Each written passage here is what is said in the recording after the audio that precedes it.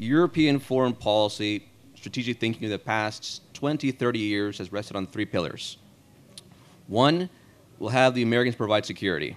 Now, this is pretty sensible. It means Europeans have to pay for their own security, it's not to remilitarize, a lot of cost savings, which can go into healthcare, welfare state, and other things.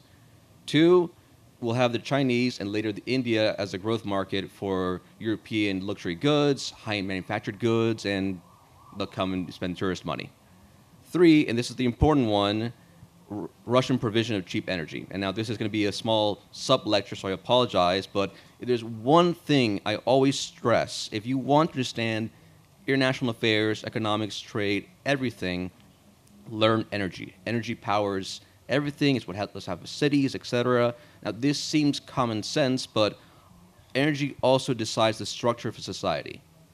Most of human history, it's limited forms of energy, so we have peasant manpower, most people are farm laborers, etc. Once we have the Industrial Revolution, tapping fossil fuels, that changed the whole equation. 1 barrel of oil is equivalent to around 25,000 man-hours of labor. Suddenly this frees a lot of capacity, a lot of individuals can move from the farms to work in factories, and this also creates more resource goods that allows for people to go to university and have mass education.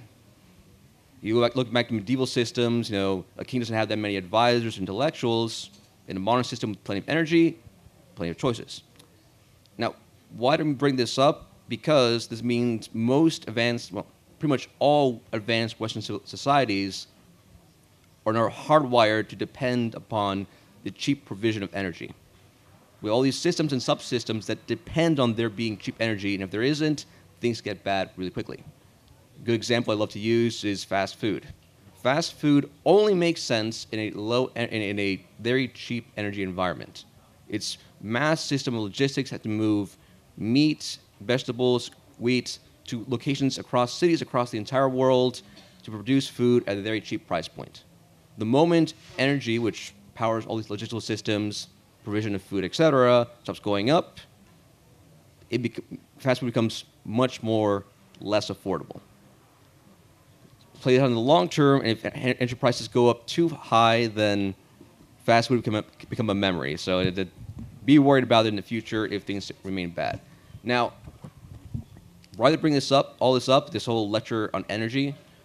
Because a good amount of European wealth and abundance powering the economy, manufacturing goods, low cost, etc., has been provision of cheap energy, especially from Russia. Before the war, it was, I think, around 40% of the gas Europe consumes comes from Russia, 20% of the oil. The war disrupts this. Yes, there was a temporary shock, and now it's stabilized, but it's still at a higher cost than it was before, and some of the alternatives are more expensive. As an American, I love to say buy American LNG, but I also, as a realist, can admit it's around 20-30% more expensive. So you may want to have alternatives. So where does this leave us? It means that the war has undermined the three pillars that have powered European foreign policy for the past few decades. With China, you have the U.S. pressuring, saying, hey, we're in a new Cold War. Please don't rely that much on China. Also implement tariffs and all these things. Like, okay, that's bad, but understandable. With the war in Ukraine, the Americans are saying, well, now you can't take Russian energy because you don't want to be financing the enemy. At the same time, also, we need to focus on China. So we need you guys to remilitarize.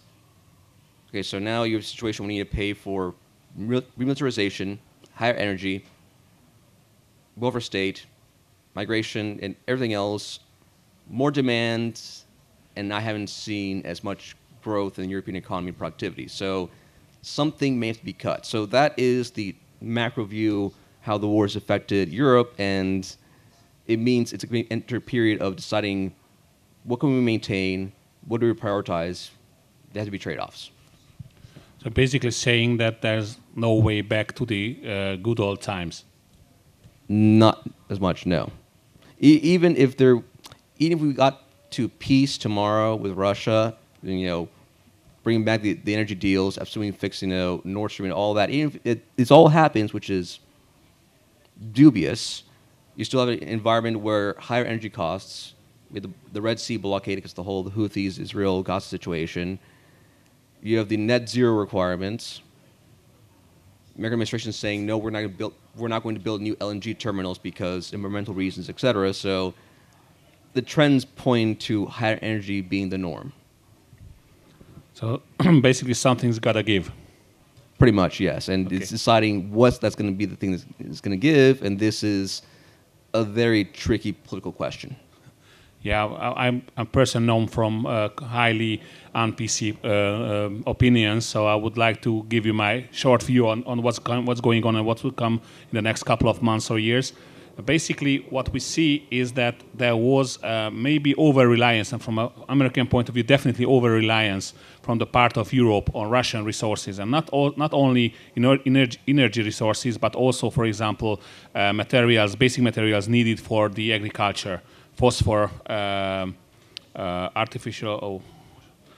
fertilizer, and all this kind of stuff. So basically, these are all cut now, and what we see is an increase in all part of the industry, from agricultural to industry to even service. So what's going to happen in the coming years is that somehow, this way or the other, Europe has to rearrange its sources from basic raw materials, and it's basic from energy. The issue is that we can't have everything. We can't have a Green Deal, and we can't have the same level of living standards, and we can't have the same level of productivity, and also that kind of high level of living standards. So this is something about which people rarely speak. So these are all the combined effects of this war. And not to add the question, how much political instability will it bring when the Russians achieve their goals sooner or later? Or will there be a word to last, if the word is true, that NATO is planning to intervene in this conflict? And if the NATO intervenes, what will China do? So basically, we have a whole range of worrying questions in front of us. And when I look at you, most of you are at the age of my children, and they keep telling me that I am telling them negative news, and let's say something positive. And I can tell them only that the only positive thing that will come ahead of is ahead of us, is that will be a stability sooner or later. But Dad, stop dooming. We want optimism, please. Okay, but there's a saying in Hungarian that if you are not prepared for one slap in the face, then you will get two. So let's prepare for worse, and then we'll be happy if it's not happening. What do you think of a chance of Europe becoming strategic autonomous from any major powers, be they the United States or Russia? Well, then you start running, putting aside questions of capability. Can Europe muster the funds to do this? Can it remilitarize, produce weapons, ammunition, etc., to match? The real questions will be the ones that already exist about who is willing to sacrifice for whom.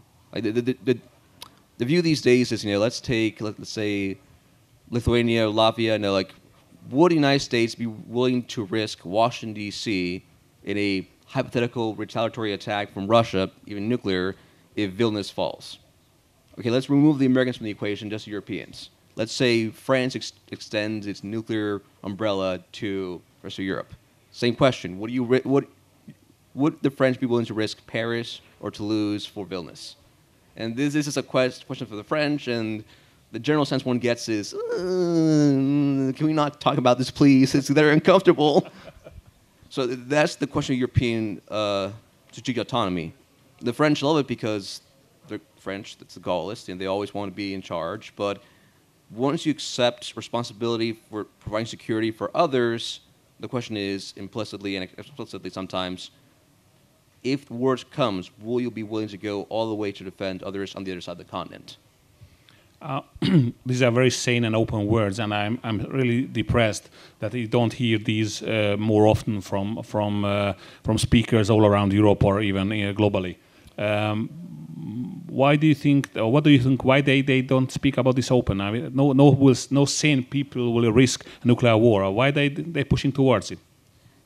The short answer is incentive structures, which is, in any society, there are incentives, economic, political, cultural, whatever, to not say the truth.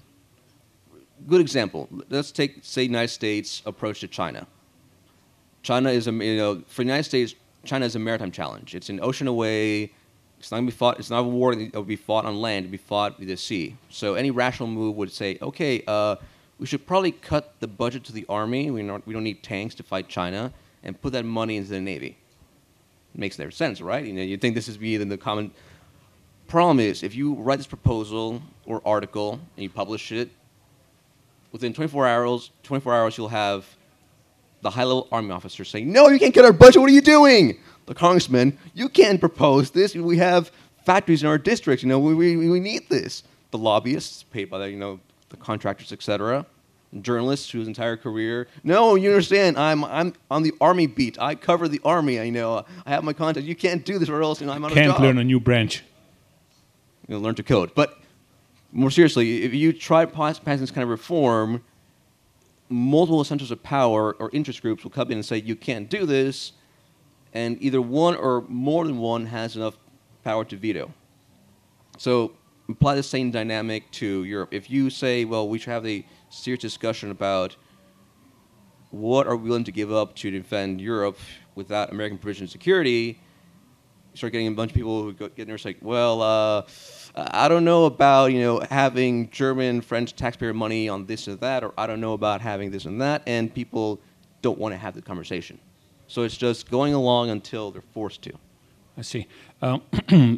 We should be supposed to speak about European autonomy, but that raises a question, and one question which is not too well known outside the U.S., that basically the U.S. foreign policy is very much influenced by certain influence groups, and the people shouldn't think about Conteo groups or something like that, but the groups you just described, senators who have weapon factories on their territory, and retired officers, and all this kind of stuff. What can you tell us about it? Because it's a very not too often that we hear this kind of approach of U.S. foreign policy from American. Right. It's how to put this. There's a theory in political science called selector theory, which is a way of evaluating how in any political system individuals gain and keep power. So let's go with an example. You have a town of 10,000 people. How many votes do you need to become mayor? Allegedly 5,000 plus one. You think so, but then, okay, hang on. How many people don't vote or are children, etc., or just will never vote, so that cuts it down by, let's say, half. So you think you need 2,501 votes to actually become mayor of a town. But then you say, well, the owner of the town newspaper comes to you and says, hey, I can do this huge endorsement. I just need you to help me with this something down the line. Or the owner of the town's major car dealer says, hey, I have this little zoning problem. I want to expand my business, but the zone next to it is currently zoned as a little park, so this requires city council thing to change. So if you could promise to help me with that down the line, advisory, listen to what to say, just saying your campaign would benefit from a strong endorsement / contribution. So it's in any political system, this is just an example, you need the influentials to support you so you can get into power. In democratic context, it's individuals can provide funding, resources, etc. In an autocratic context, it's people in military, bureaucracy, etc. who can mobilize institutions to support you. I see. Before this discussion of ours, we had a short chat beforehand, and we spoke about future prospects. And what do you think, and how do you see that will there be a chance that that this kind of system will change? I mean, in relation to Europe, so that everybody would like to tell what to do here, and both major powers that have a say are relatively far away. Is there a chance that we can achieve this way or the other something like, I wouldn't say let's leave us to our devices, but how should I say, the major question of autonomy, is it attainable at all? Look, any historian will tell you that there's no such thing as a permanent status quo. Let's go from the year 1900, age of empires, European domination of the world, etc. 20 years later, all in ruins. The Great War totally destroyed everything. Russia's now a communist power. End of days. But hopefully things will get better. 20 years later, the Germans are at it again. Who could have guessed? There's a huge financial depression in the United States. The Japanese are conquering in Asia. It's the end of days all over again. 20 years later. Okay, so the Germans are gone now, but now it's just the Russians versus the Americans, and these crazy new weapons that can destroy entire cities. 20 years later, somewhat the same, but Now, they're crazy technology, but Soviet Union will probably be around for another century or two. 20 years later, it's the peak of American power. Soviet Union's gone. We're now in a brave new world of permanent peace, democracy, etc. Anything can happen. 20 years later is the end of days. The Americans are falling down. Terrorists are everywhere. The Chinese are rising. Who knows what will happen next? You never know where things are going to go. There are trends. You can evaluate and predict things on resources, population demographics, etc. But political will and the ability to change tack and people deciding this is what we want has a significant effect. So this is a long way of answering. It's possible for Europe to re-autonomize, reindustrialize, etc., but it means making choices and accepting that right now the West, and it's not just Europe, the West is exiting the golden age of affluence. If it wants to retain some of what it has, it needs to decide what is essential, what is not. So basically saying that history is not ended. No, it isn't. And this is, as the editor of the publication where we published The End of History, the original essay, yes, the irony is not lost on me. I didn't know that.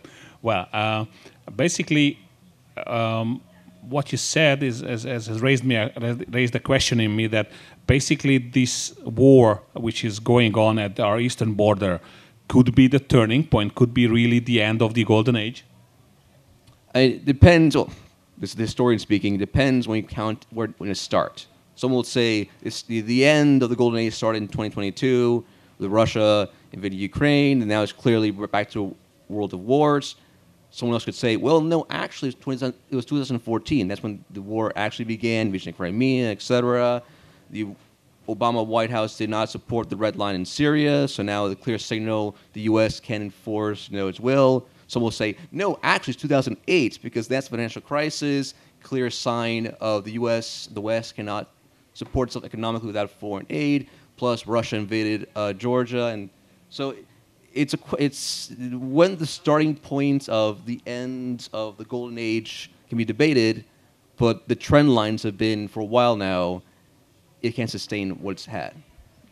It's the same question, when did World War II started? Because in Europe it started in September the 1st, 1939. But in Asia, the Japanese were already fighting the Chinese and the Soviets for quite some time now. So basically, there are no clear-cut lines between, let's say, eras, if I understand you well. Yeah, people usually want to point to this was the one defining moment, the one defining event, the one defining thing, and that was the turn of the era, but history is usually more, no, it's gradual change until suddenly it's a brand new world. I see. What do you think? What kind of change will this new era bring for all of the world and especially for Europe? Well, that's the fun question. Look, if it's the era of I'm a science fiction fan.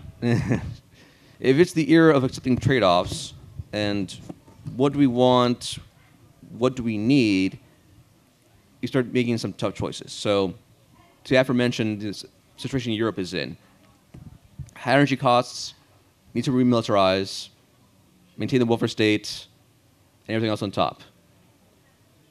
Increased demand, for resources, but not enough resources already exists. Okay, so what is optional? What is necessary? Well, you need to remilitarize, that's kind of given the context with Russia. You kind of need that. Welfare state, well, you can't cut it off entirely. I mean, people need to retire. So, okay, if we need to cut some of it, to whom? Well, politically speaking, the first easy choice are the migrants and refugees. Not for any moral reason, just because purely from a very cynical point of view, they don't vote. So if you're a political actor in the system, you want to remain elected, you want to come back to office, well, we need to make some cuts, so who do we cut? Well, the ones who don't vote first. And this is why in the past few months, you may have noticed that there are some governments, Netherlands, Denmark, etc., putting out these studies on which populations, from what background, Somali, whatever, which are the ones that take the most or give the most, and so on and so forth. And so we're starting to see the early signs of figuring this out. You can't talk about it publicly because you don't want to be the one who's saying this, but it's trending in that direction. two remarks on your words. One is that you suppose that there are reasonable actors among those making decisions. But here, sitting in Hungary, we see that there are some religious zealots who make those choices, because in many occasions, reason and facts don't support those choices they make. And the second thing is that basically we see a world where you can't say the truth, like you said. And we have a government which has its own faults, of course, but we are the ones who are crying out that the emperor is naked. And many people, a great many people, don't like this kind of stuff. But if there's a system where you can say something you see, you can say something you feel, then it's not an open system, not a democracy. Where will it lead us? What do you think if we keep on oppressing different opinions? All right, so what's the first question? Because there are two in there. Okay, sorry. So the first question is that, do you think that current temporary, let's talk about European decision makers, are reasonable actors? They are in the current context. If there's one thing that's there observable in the current era is that inertia, just people keep on doing what they know, that can go on for a very long time. The economic model the West has approached, neoliberal free trade, stopped working a while ago. You can say it was 10 years ago, it was 2016, it was when China was led into the WTO. You can argue this back and forth when it stopped, but it's become quite clear that it's not been working. Thomas Kuhn wrote the theory of scientific revolutions, which he posited progress does not happen, scientifically in a trending direction. It's not, we sort of this new thing every other week. It's all about paradigm shifts. The sun is clearly, subordinate to the earth. The earth is the center. No. Actually, it's the sun that, no. Eventually, people can't explain, we have this new evidence, you're wrong, until we're forced to accept this new paradigm. Same thing in politics. It's, we have this model, neoliberalism, free market trading, like, okay, that's nice, but China's cheating. Well, that's just a temporary thing. They'll eventually liberalize. Well, this other thing happened. Well, that's temporary. Well, what about the Russians? Eventually, there's a new paradigm shift, a new understanding of this is the new politics. The model we knew before is dead, and then people start talking about the possibilities. So a lot of it is just institutional inertia. So basically, you're saying that we need to wait some time, definitely some years, before the system adapts to the new reality. The more anomalies there are, the more policymakers, experts cannot explain ongoing events, changes within the context of the old model, the more it becomes clear something has to give. Put another way, I told you this example before, if you are the endowed professor at a university studying the color red, red is the best thing ever to happen. You wrote the book, red, the best color. But suddenly people don't want red anymore, they want blue. All these students start talking about blue. What do? You're this professor, you have your entire career built around the color red. You can't just change tack at age 50 and start writing a book on blue. Even maybe if it's the United States, the donor, the owner of the red paint factory will say, I'm supporting you to help people understand the color red. Why writing about blue? So, again, same dynamic, apply it at a macro scale. A lot of this current system, all the structures, nonprofits, universities are structured around this way of thinking. The neoliberal, end of history, whatever you want to call it, way of thinking. Now we're having all these anomalies, different events, and they're trying to explain it, they're trying to make it work. We see this with youth administration, adults back in the room, we're going to bring things back to normal, hinting away, we want things to go back to how they were, even though things have completely changed. If you take this kind of inertia you mentioned, what do you think? Why did it happen that the West, which was famous for its flexibility and towards its acceptance of new ideas, why did it become so inflexible, and why we are leading towards the already, how should I say, thing of the past, one vote, one opinion, we have to go the same direction, everybody who is diverting is a heretic and must be burned. Why do you think we are headed this direction? Well, there are two explanations to this, maybe even complementary. First is the ideological one, and it gives me no pleasure to say this, but any former communist country knows what it was about, which is the push towards more ideological radicalism in the seeking of achieving a vision, a conception of perfectibility. The communist days is we must achieve true equality, therefore everything's up the table to achieve this end. In the West, it's we must achieve maximum individual autonomy. If you're an individual, you can be whoever you want, you can say whatever you want, etc. We want a world where everyone can be totally free. This sounds reasonable, but then you start like, okay, if I say I want to be a transsexual chicken, how dare you suggest I cannot be one? Down with gravity. Normally, but again, if the ideological model is we want a world where everyone can be themselves, their true selves, and any impediments, any barriers to that must be dismantled, either in a soft way or in a very radical way, you're on the slippery slope towards actually doing it. And this means closing doors, because now if you say, well, I want to be my own, transsexual individual, but the Catholic Church says you can't do that, well, then the Church is an obstacle towards perfectibility.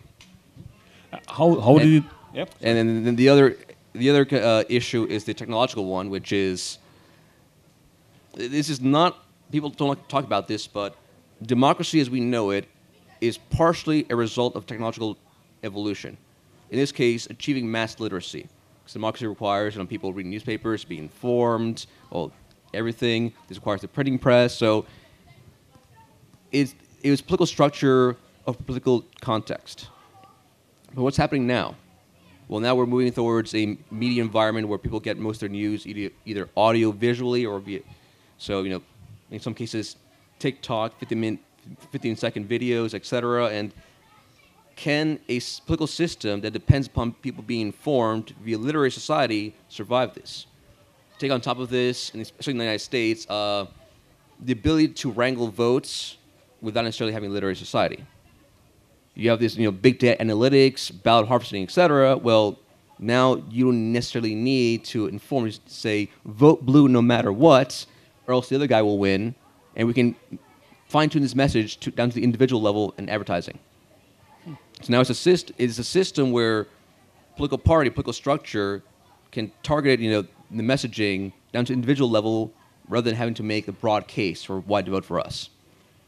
And what do you think? How could it become back to Europe? How could such a situation come to life that basically there is no difference in social and cultural life in Europe and in the United States? How such thing could happen? That the mainstream ideas are same at both occasions, both continents. Well, the unpopular view, and this is the long historical view, but generally tends to be true, is that in any imperial system, and yes, I'm saying the U.S. is an imperial system.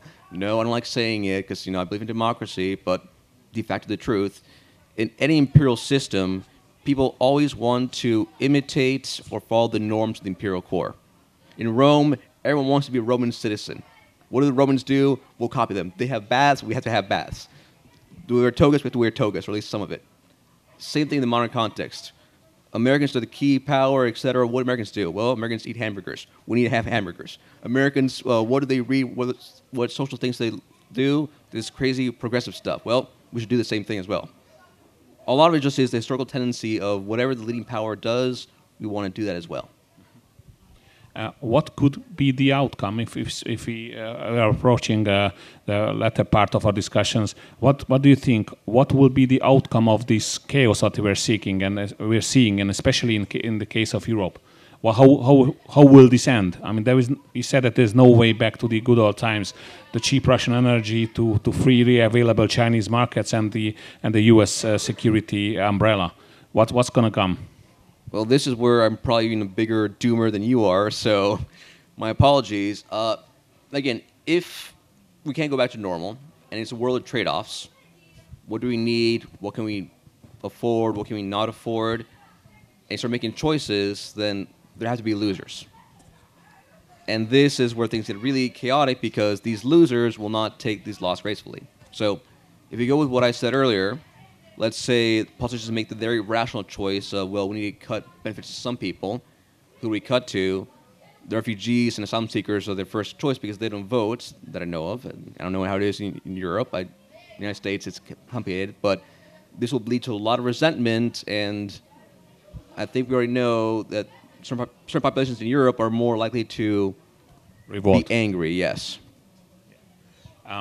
There is an ongoing discussion in certain circles that sooner or later there will be a social upheaval, let's call it a revolution in Europe, because of the number of increasing pressure on societies, be there from migration, be there from insecurity of different sorts, be Cost there of living. from economical pressure, all this kind of stuff.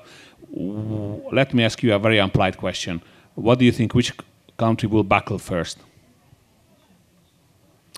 This is a popular power game in DC, actually. You can't say it openly, but it's the, hey, where will explode first? The general bet seems to be France, because the French have the strongest conception of secular, society, laicité, etc. And this does not mesh with that, and the French, being French, strong, proud, national cultural self-conception, still a society where the intellectual is lionized. And this means it's more resistant to, let's say, American trained thinking. So, no, le wokism does not work here. That, and given the context of its unique, how it accepts migrants, etc., the banlieues, that's where people think it'll go out first. But Marx thought, the Communist Revolution would come to Germany first. It happened in Russia. So it's impossible to predict these things. Just you can guess. General consensus is also about France, by the way, that they're gonna be the first to pop up. Is this will the Ukraine or Russia-Ukrainian war increase or support these kind of tendencies which are ongoing? What do you think? Sorry, I can't catch the first part. What? Yeah, the Russia-Ukrainian war. Its effects, they accelerate or decelerate these kind of processes. What do you think? Accelerate, but in an interesting way. Let's say if the war finishes and medium term restores, some working relationship with Russia, energy, situation fixes itself, or it's, calms down, that buys time. But at the same time, on the ideological level, you have the political elite in the West, at least the center left, very, very emotionally invested in the idea of we can't allow this to happen, or else at the end of the day, it's domino theory. The Russians will advance through Poland, etc., all the way to Germany, and who knows. So, and this feeds into the broader sense of things are going downward. Civilizational self-doubt, concern, etc. So, if Ukraine were to lose the conflict, you would have a lot of very insecure political elites saying things are slipping out of our control when you do something to prevent this. And that's where they get emotional and irrational actions can happen. Irrational actions in politics are unfavorably common, and people would like to think that politics is a reasonable thing, but it's usually very emotional and very detached from reality and rational decisions. One final question before we turn to the audience for questions. To sum it up, what do you think? You said you spoke about trade-offs and you spoke about possible routes.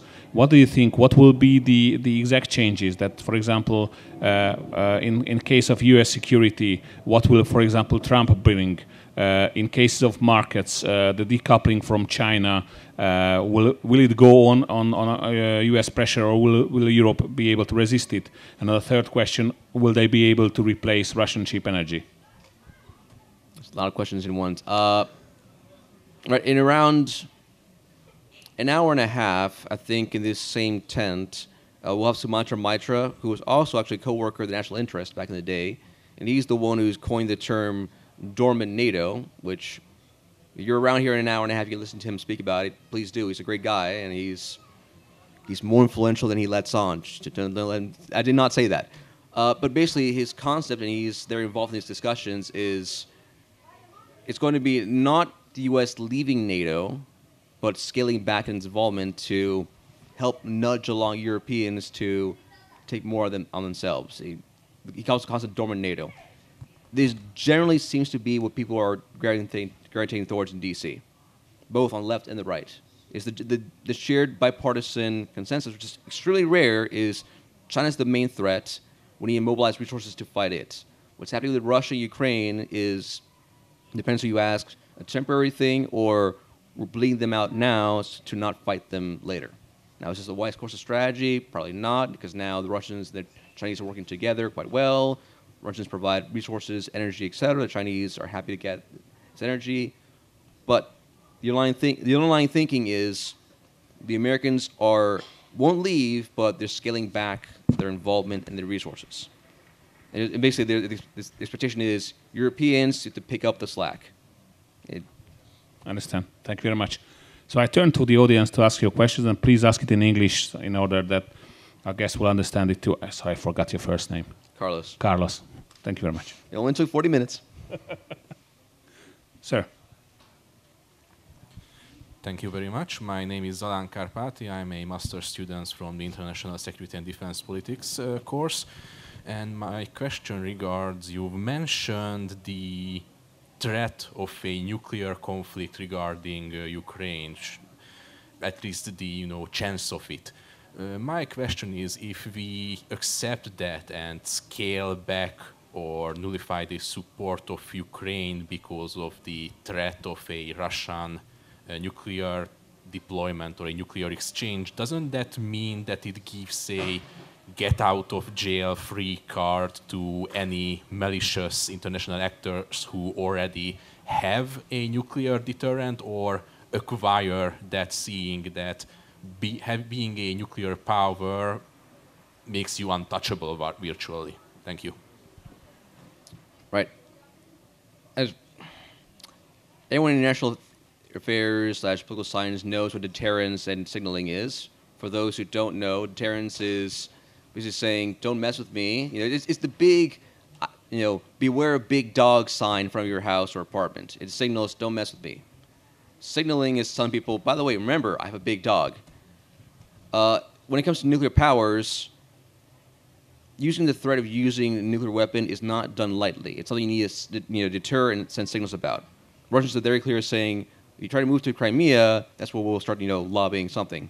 Or if we suffer battlefield losses, that are significant enough that we feel threatened, if the front line moves very close to our border, then maybe we'll start using tactical nuclear weapons. So the Russians are being very clear and saying, we'll use this. They like to fearmonger, but it's usually to send message, these are the lines. If you cross these lines, that's when we'll actually consider using these. They're being rational about this. It's the West that's, very emotionally involved about this, but I don't see the West using nuclear weapons. So it's more about signaling and sending the signal, like, what are the lines, this is how far we'll go before we actually, bring out the big bomb and convey seriousness no further than this. Thank you very much. Just one remark, that nuclear weapons are not meant to be used, but to use as deterrence. And deterrence needs to be reassured from time to time, unfortunately. So basically, people and countries are striving to get nuclear weapons in order not to get pushed around. And the Russians have been pushed around too many times, in their own opinion. And one thing you can't have with the Russians, you can't ignore them. And when they say it's enough, we have to do something in order to stop it. And we are heading in a direction where if things go on like this, they will use a nuclear weapon test. And after the test, they have shown that they really mean what they say. And we wouldn't like to go further than that, but that means a nuclear war. So the first step towards nuclear test is a practice, an exercise, which I already done. The next step will be a nuclear test. If the test is done, that means that we are on the brink of a nuclear war. So you should heed the news, what they're saying. After the completion of this current exercise, if there's a nuclear test, then we should really start worrying. Thank you very much for the question. Next question. Okay, then that was the last one, and we ran out of time. So thank you very much for your attendance. Thank you very much, Carlos. Well, thank you. Thank you very much for your opinion.